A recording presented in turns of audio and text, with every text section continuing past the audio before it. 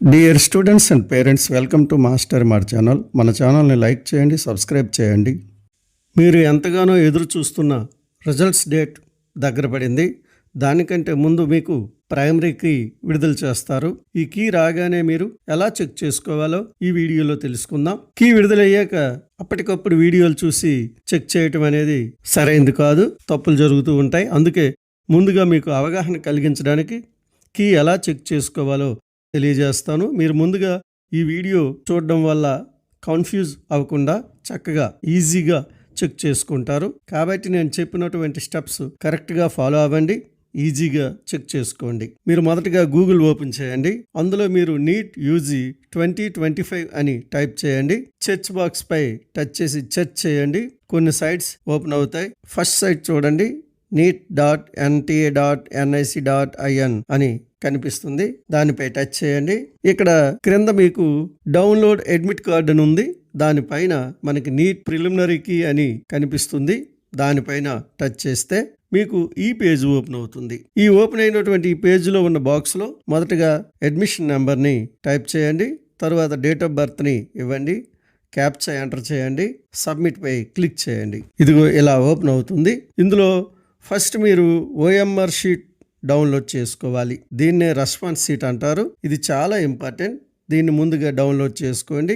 Right side చూడండి, view OMR sheet అని green లెటర్స్లో మీకు కనిపిస్తూ ఉంది. దానిపై క్లిక్ చేసి ఓపెన్ చేయండి. రెస్పాన్స్ షీట్ ఇలా ఓపెన్ అవుతుంది.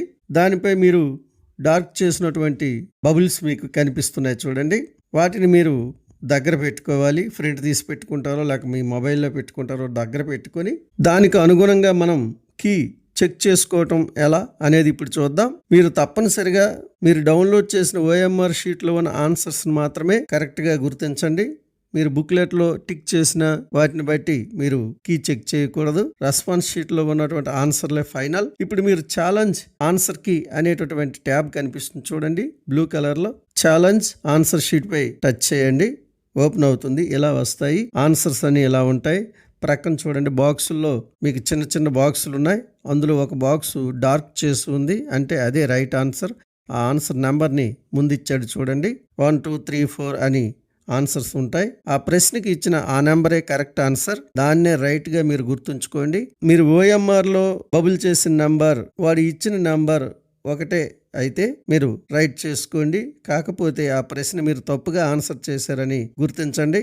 అలా అన్నీ చెక్ చేసుకోండి. మీరు పెట్టిన ఆన్సర్స్ కరెక్ట్ అని మీరు అనుకున్నప్పుడు, వాడు అందులో తప్పుగా ఇచ్చాడని మీరు అనుకున్నప్పుడు ఆ ఆన్సర్ని మీరు ఛాలెంజ్ చేయవచ్చు.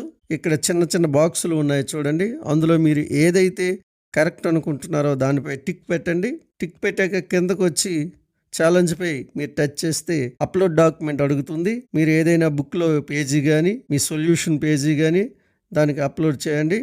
ఛాలెంజ్ ఫీజు కట్టండి. ఛాలెంజ్ అవుతుంది.